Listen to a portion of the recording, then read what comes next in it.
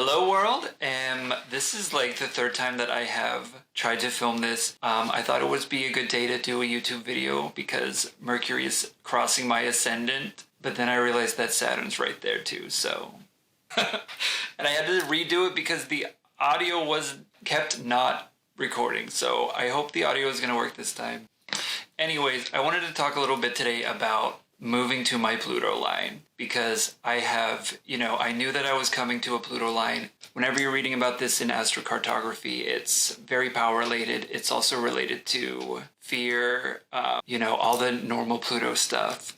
And I wanted to research a little bit about people's personal experiences living or moving to a Pluto line. And what I found was kind of ridiculous because, it was some of these forums and it's like, I almost died. I was homeless several times. One of them was super extra and it was like, I felt the cold presence of death at all times.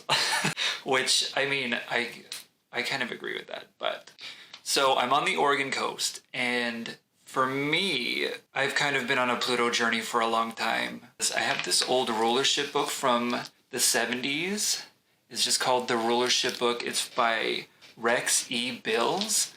And it's really cool. It has all of these keywords that you can look up and then it'll have like the planet or the sign that it's associated with. You can do it the opposite way where there's a section of planets and all of the things associated with a certain planet or a certain sign.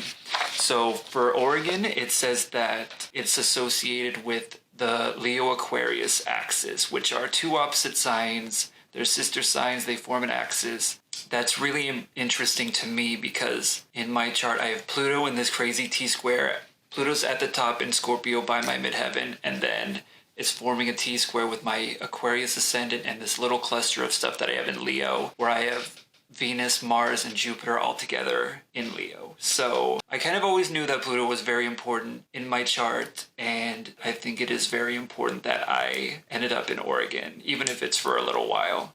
Before I moved, I was having all of these card readings where it was like, once you get there, you're going to be so powerful, so confident, you're gonna get better at astrology, you're gonna get better at magic, you're gonna do whatever you want. And one other thing that I have been reading is I restarted this one, which is The Witch's Book of Power by Devin Hunter. He's not paying me.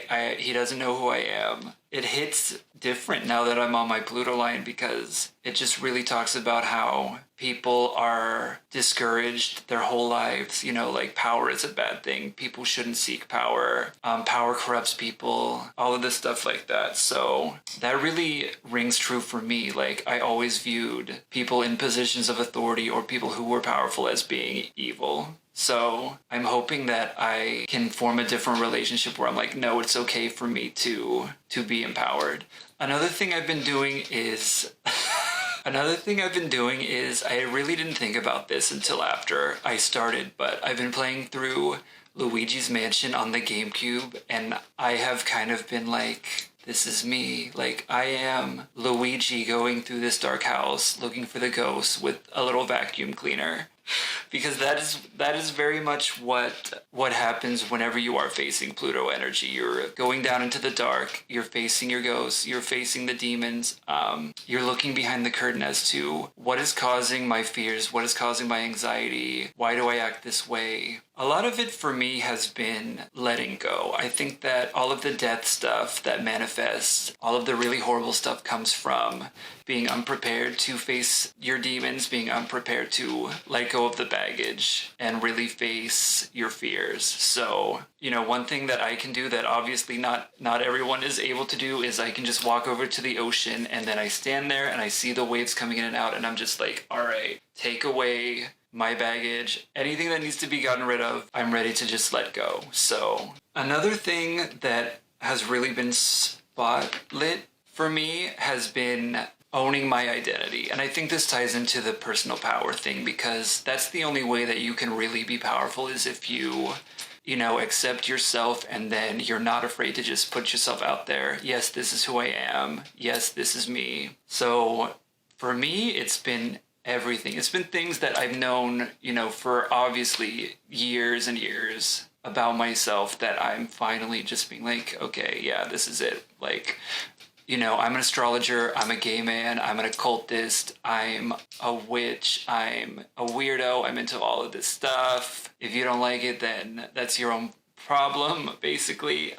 Yeah, so I'm probably going to just continue trying to figure out what those blockages are for me, what the causes of my fears and anxieties are, because really, whenever you start to look into the dark part of your mind and the dark part of your soul, there's some trauma, there's something that happened that caused a fear, that caused you to have anxiety. And I've just really been in that place where I'm like, I don't want to hold on to stuff from the past anymore, wanting revenge, refusing to forgive people, being scared, having anxiety about things all the time that I know, don't even matter.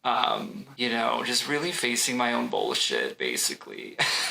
I'm hoping that the longer I'm here, the more I can let go of, and I really think it's going to be healthy for me. So definitely not for everyone. I guess you would have to look at your own chart and think about what Pluto is doing in your life. But yeah, for me, it just kind of feels like I'm in the right place at the right time and I'm working through this stuff. So I'm probably going to make another video again and probably just talk about whatever's going on. I've always wanted to make a video, but I didn't know where to begin because I didn't want to have to make another video that's like your weekly horoscope, what is going on this full moon, blah, blah, blah. I might still do that. I also want to talk about my personal experiences that maybe some other people will resonate with and make them think a little bit. So thank you for watching, and I'll catch you later, world.